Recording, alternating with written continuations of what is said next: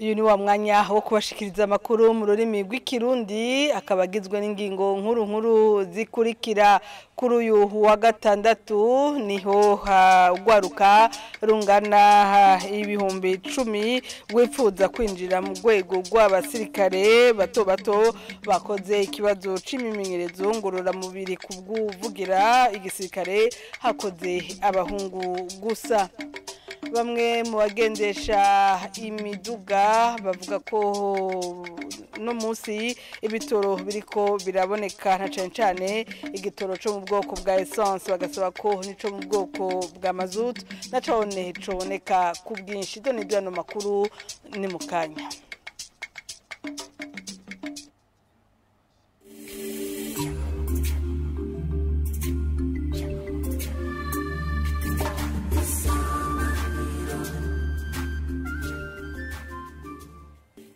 Ndasubiye kubaramutsa ikibanza kitoroshe gutunganya kandi cegukira uwundi mugambi wa leta ni bimwe mu byatumye urwego rw'igihugu rujejwe gukinga ibiza n'isibe rutimurirana ko muri site ya Kabezi abanyagihugu batewe n'imyuzurira mu Gatumba bari muri site Matyazo bivugwa n'urongoye urwo rwego mu gihe hari amakuru ko havuga ko ivyo bibanza vyoba vyahawe bamwe mu barongozi mu ndongozi nako z'igihugu anese nibaruta akabihakana.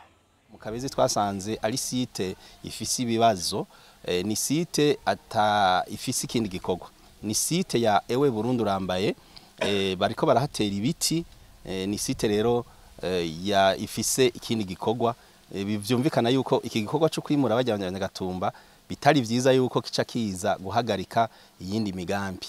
Ikindi cya kabiri nuko hari kibazo c'amazi. Amazi yazavuye kure tubona yuko ico gikorwa cogorana cyane. Ca gatatu nuko iyo site ni site irimo amabuye manini menshi twabona yuko vyari gufata umwanya muremure wo kugira ngo obuha ishobore kuhatunganya. Oya vyukuri sivyo. Byukuri sivyo iyo site yo mu Kabezi nivyo iri hafi yaho bahaye amatongo abashinga amateka n'abakenguza amateka bariko barakora uyu munsi. Abo bobo rero barahejeje kubaha ibibanza ariko haregeranye mugabo ivyatumye imvonyamukuru zatumye iyo site tutayishima ni za mvo zitatu navuga. Twasiye dusanga rero ico kibanza kitabereye kugira ngo tugikoreshe cakire ijya miryango. Ugwaruka rw'ababa ibihumbi 10 rwifuza kwinjira mu rwego rw'abasirikare bato bakoze kuri uyu wa gatandatu ikibazo c'imyimenyerezo ngorora mubiri. General de Brigade Gaspard Baratuza avugira igisirikare n'ubushikiranganje bwo kwivuna abansi yasigura ko ikibazo cakozwe n'abahungu gusa kuko hakenewe abashigwa mu bisata bidasanzwe nk'ico kugwanira mu mazi mu kirere n'ahandi. Avuga ko basigaje ibibazo vy'ubumenyi. Bakoze ikibazo kugira bazoshobore kwinjira n'umutigiri wo mu rwego rw'abasirikare batoyi biyandikishije kuva mu kwezi k'umunani gushika mu kw'icenda. Uno munsi rero bakoze ikibazo cyo kwinonora imitsi aho birutse ibirometero 8 mu Burundi bwose mu ntara zose zigize igihugu hati 18 hari mu gisagara ca Bujumbura. Bashoboye rero guhiganwa kugira ngo urwego rwo kwivuna abansi ruzotoremwo abakerutse cyane gusumbya abandi bafise amagara meza ekaba kwije n'ivyangombwa bisabwa kugira ngo umuntu ashobore kwinjira muri urwo rwego rwo kwivuna abansi mu Burundi. Nabahungu gusa uno munsi kubera uno mwaka yinjizwa iririgize gatatu. Injinjiro rya mbere abahungu n'abakobwa barimwo bose ico no kwita recrutement ordinaire. Iyi rero ni yinjizwa ridasanzwe twita recrutement spécifique bivanye n'ivyo urwego rw'ivuna abansi bw'u Burundi rubakeneye ko. Aha twovuga nk'akarorero urashobora gukenera nk'umuntu akorera mu mazi agwanira mu mazi canke agwanira mu kirere.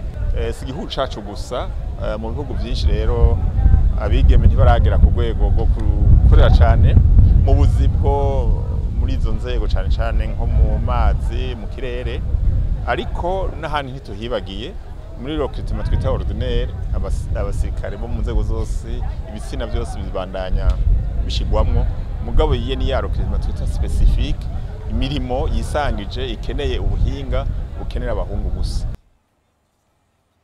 Uwavugira igisirikare amenyesha ko hagiye no kwinjizwa abo mu nzego z'ibisongerezi n'intwaza ngabo agahamagarira abavyifuza bose bo kuba maso kugira isango nizo barengane n'ubunyene tumukurikira. Mu minsi iza hazoba iyandikwa ry'umuce w'isongerezi vy'intwaza ngabo mu ntwara miheto mu gifaransa sous-officier hamwe n'umuce w'intwaza ngabo mu ntwara miheto abivyo twita candidat officier muri migi France. Iyandikwa rizotangura kwigenekerezo rya 14 gitugutu uno mwaka rirangire itarike 31 y'ukwezi kwa gitugutu. Murumva rero ni vuba tukaba duhamagariye abarundi bakwije ivyangombwa bose bisabwa kugira bazokwitabira ko kamo na cyane cyane barondera ivyangombwa biyandikishije hakiri kare ntibarindira umwanya wa nyuma kuko murumva yuko bafise hafi indwi zibiri zirenga ko iminsi mike yo kwiyandikisha. Unaho dutandukire mu gisata c'indero kibazo c'agahembo ibitigiri by'abanyeshure birenze mu masomero ni bimwe mu bibazo bihanze abigisha nkuko bivugwa n'urunani rw'amasendika akorera mu gisata c'inyigisho n'indero mu itangazo ryasohowe mu gihigerekezo rya 5 gitugutu uko umwaka utashe hahimbazwa musi mpuzamakungu wahariwe abigisha. Antoine Manuma arongoye urwo runani asaba gutunganya ibiganiro kugira ibibazo bibahanze bitoregwe inyishu.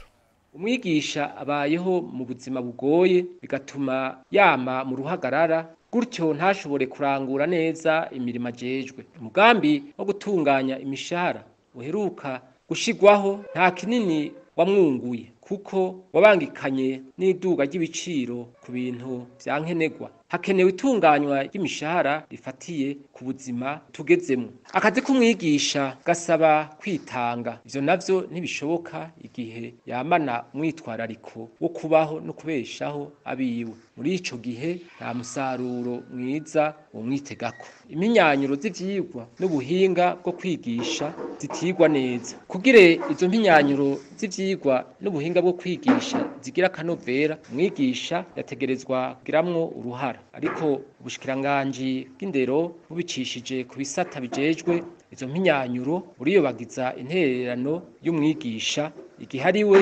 azishira mu ngiro agaca yikorera umutwaro w'ibihengere bigatuma turagirika aburi cafata n'icareka naho nyene umwimbu ucuba muke.